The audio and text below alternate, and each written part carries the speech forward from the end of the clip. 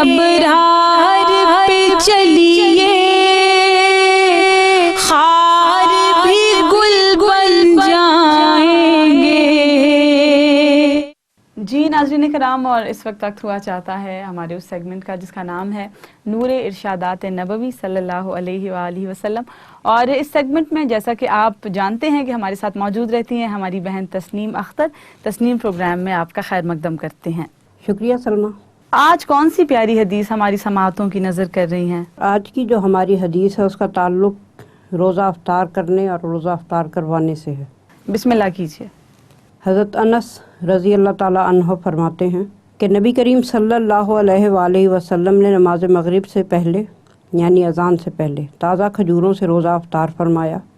اگر تازہ کھجوریں دستیاب نہ ہوتی تھیں تو آپ خشک کھجوریں یعنی چھوارے سے بھی روزہ افطار فرما لیا کرتے تھے، اور اس کے علاوہ اگر کھجوریں یا چھوارے دونوں میں سے کوئی بھی چیز اویلیبل نہیں ہوتی تھی تو پھر 1-2 گھونٹ پانی سے روزہ افطار کر لیا کرتے تھے۔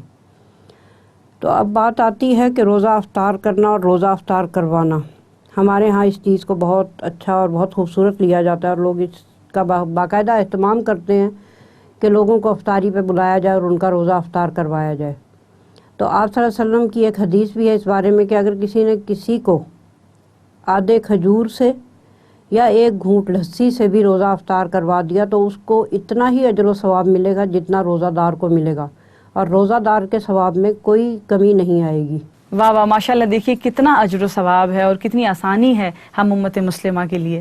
کسی صحابی نے پوچھا کہ بھئی اگر کسی کی اتنی استطاعت نہ ہو کہ وہ بہت زیادہ خرچ کر سکے، تو آپ صلی اللہ علیہ وسلم نے فرمایا کہ کوئی کتنا زیادہ خرچ کرے تو وہ تب بھی اپنے آدھے مال میں سے ہی کسی کو افطار کروائے گا۔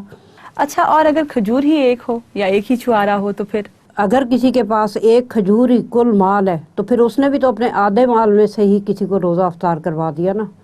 تو ثواب سب کا ایک جیسا ہے۔ اللہ تعالیٰ ہم سب کو توفیق دے کہ ہم روزہ رکھوائیں بھی، یعنی کسی کو سحری کروائیں بھی اور روزہ افطار کروائیں بھی۔